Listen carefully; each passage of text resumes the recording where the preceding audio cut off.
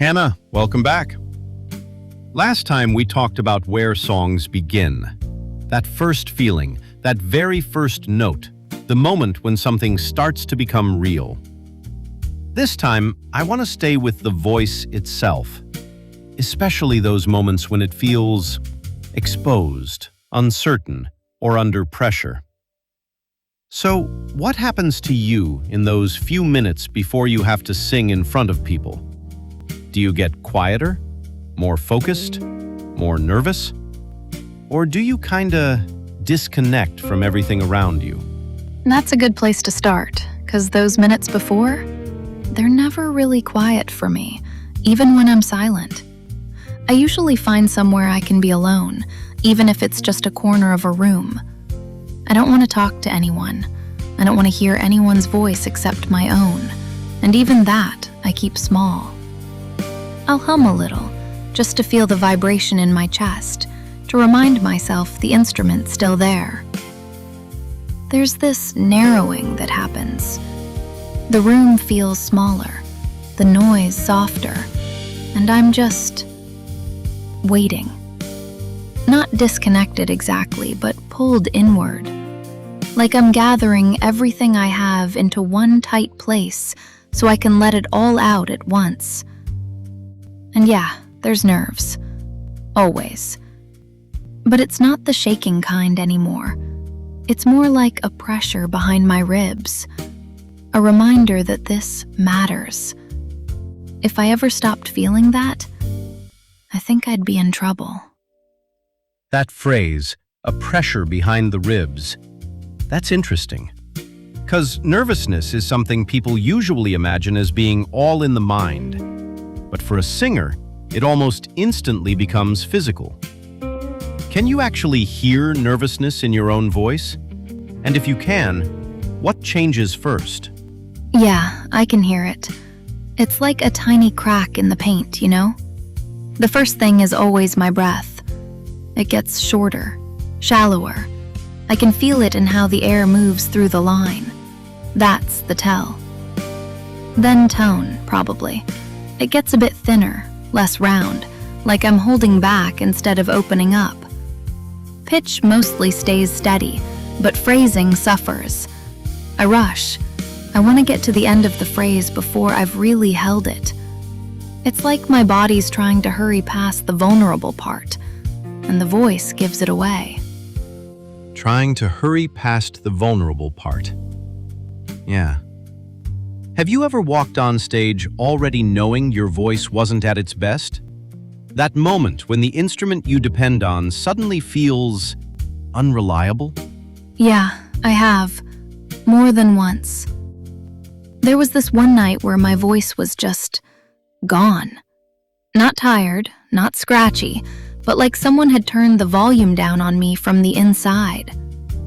I remember standing in the wings thinking, well, this is happening.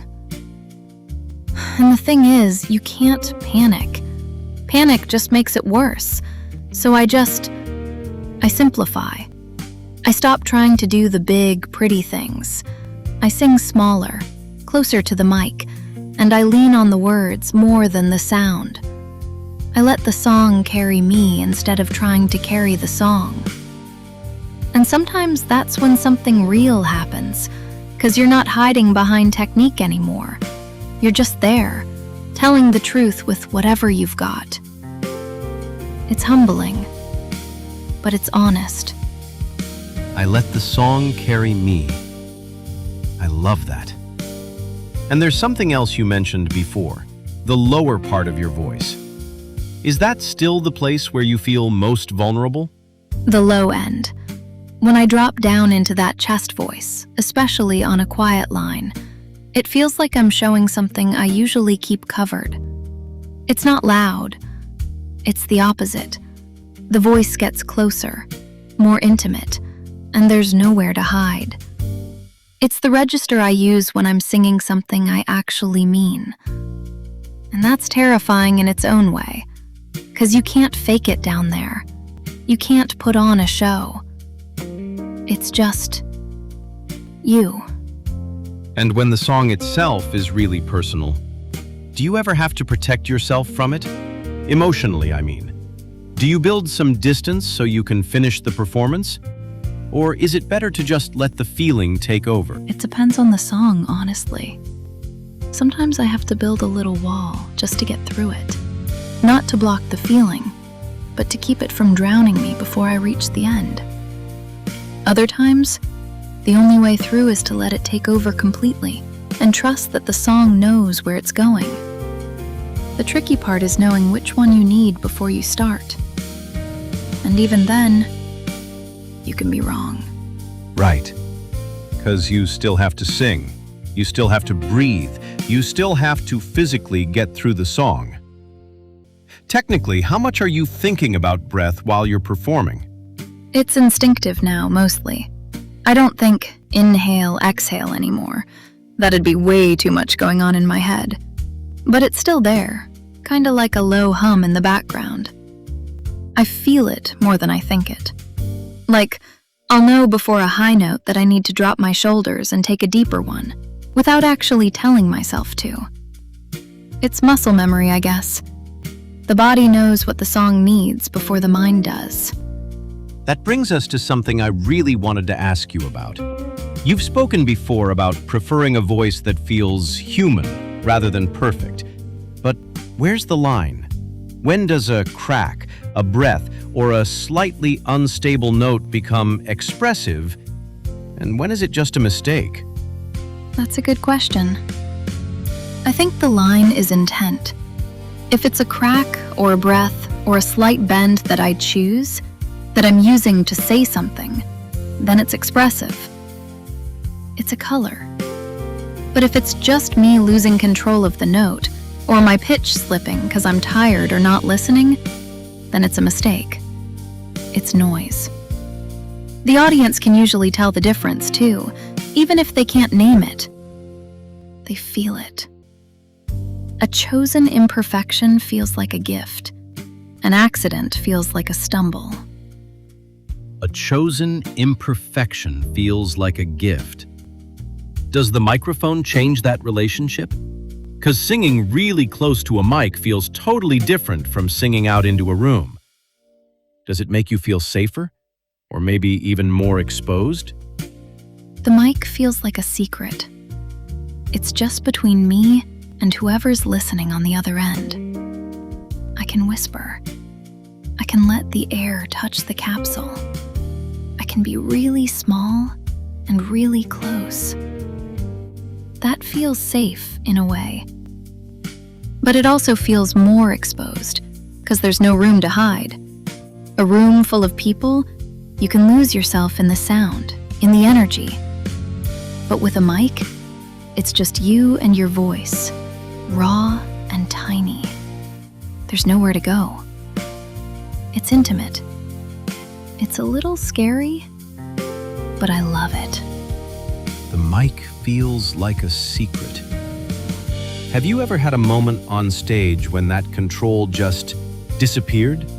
Your voice trembled or cracked because of the emotion, and instead of fixing it, you just decided to leave it there? Yeah. There's a song I've sung a few times that always gets me, and one night it just broke open. I felt it coming, that tightness in my throat, and for a second I tried to push through it, to keep it clean. But then I just let it go. Let the crack happen. And it was terrifying for a split second, but then it felt like the most honest thing I'd ever done on stage. The song needed it. I needed it. And I think the people listening needed it too. It's not something I can force, but when it happens, I don't fight it anymore. There's an interesting contradiction there.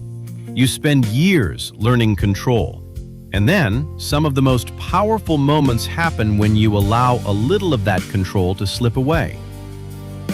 If you could sit down with the younger version of yourself, the one who was still trying to make her voice sound more correct, what would you tell her now?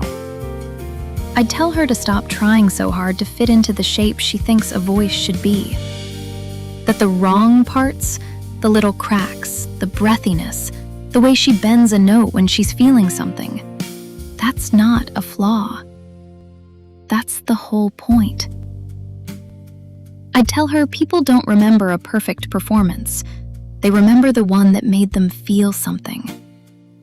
And that feeling something is way more important than sounding right. Maybe that's the heart of this whole conversation. When the voice trembles, is that something a singer should learn to overcome? Or can the trembling itself sometimes be the most truthful part of the performance? I think it can be the most truthful part. Yeah. It's the part you can't fake. The part that slips out when you're not guarding it. And that's usually when people lean in, when they feel like they're seeing the real thing, not just a polished version. I've had moments where I've tried to smooth it over, to make it perfect, and it just sounds hollow. But when I let it shake, when I let it be a little raw, that's when it feels like I'm actually saying something. It's not about being fragile. It's about being real. It's not about being fragile. It's about being real. Hanna, thank you. Thank you. But my voice got lost somewhere between the scream and the world, so I stopped asking the light to find me. I became the match, the strike, the heat that blinds me. You want the truth from my veins. You want the lesson from my brain. I'll give you both, wrapped in skin that remembers every single flame.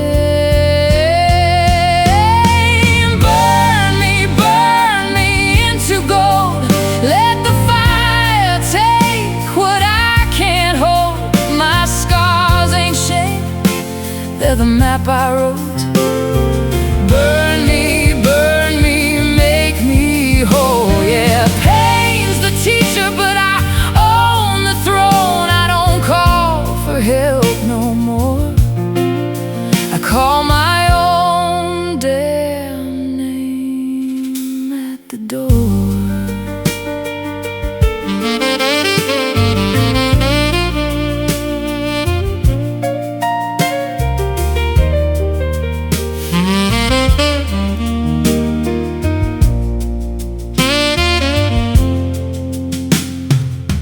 Second scar, I gave it a kiss. Told the hurt, you ain't taking more than this. They say struggle makes you holy, nah, it makes you real. And I'd rather be cracked open than never learn to feel. Sent a prayer to the ones I lost. They said, baby girl, survival's the cost. But I don't survive, I choose the burn, the ache, the raw. I turn my shaking hands into my favorite law. You want the truth from my veins. You want the lesson from my brain. I'll bleed it out in verses till there's nothing left but grace and pain.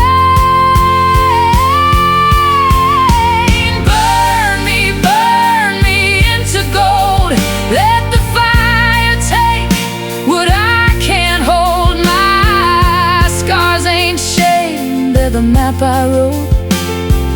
Burn me, make me whole. Yeah, pain's the teacher, but I own the throne. I don't call for help no more.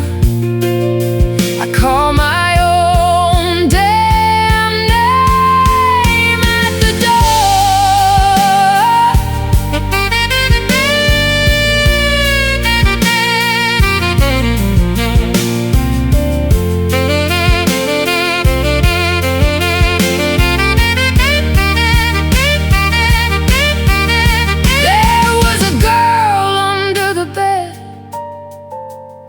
whispering, don't leave me for dead.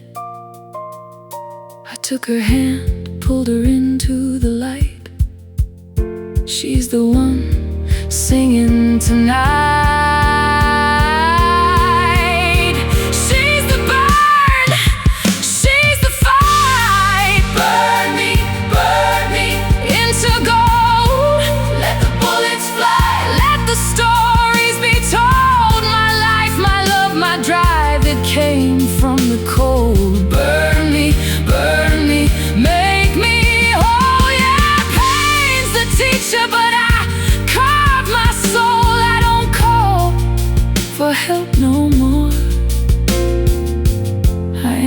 help. I am the door.